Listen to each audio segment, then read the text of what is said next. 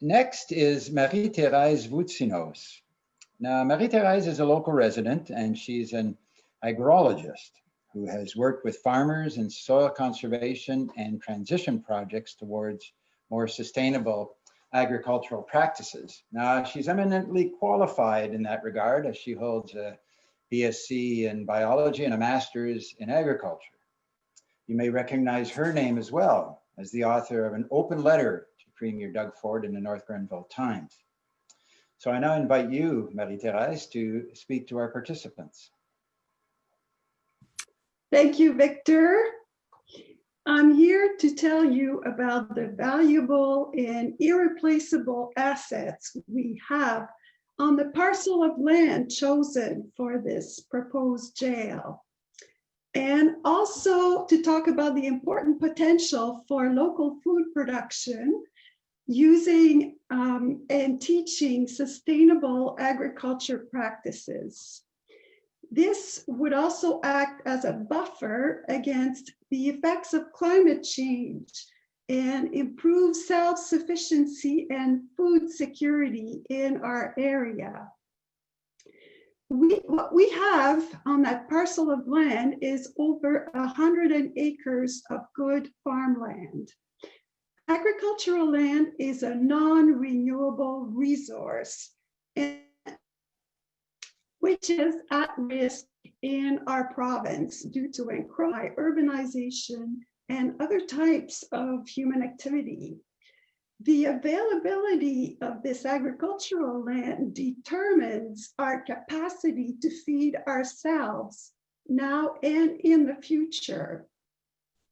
Good farmland is rather in short supply in our municipality, whereas there is no shortage of suitable construction sites with little on parcels of land that have little to no agricultural value. We also have barns, stables, as was mentioned before, and the bar arena, which has been frequently used for community events, as well as a show ring. I don't know, many people maybe remember the medieval fairs that were hosted there and were well attended. A lot of resources have gone into building these farm buildings, which are still great assets to have. There is a growing demand for local foods grown sustainably. For example, meat products from grass-fed animals.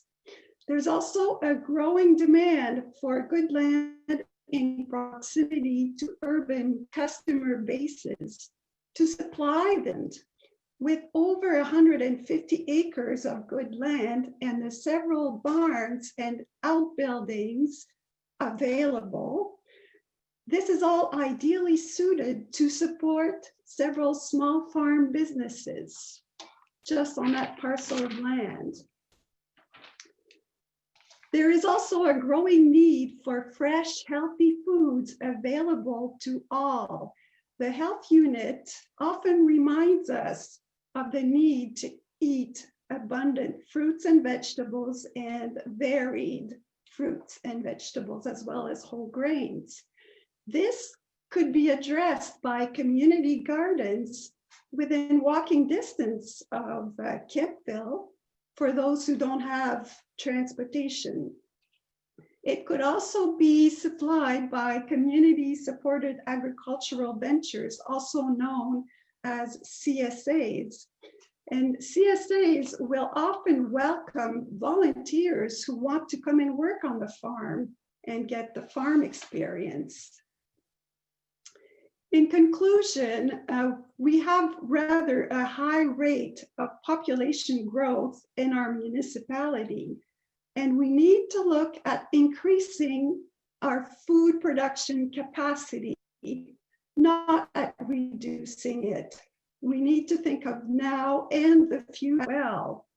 Climate change has negative effects on crop yields with variation in temperatures and amount of precipitation. pandemics increase the use of food banks and poverty. To address these problems, we need to improve self-sufficiency and resilience of local food systems. Every bit of agricultural land is necessary for that. It would be a big mistake to change the vocation of this land from agricultural to correctional. Thank you.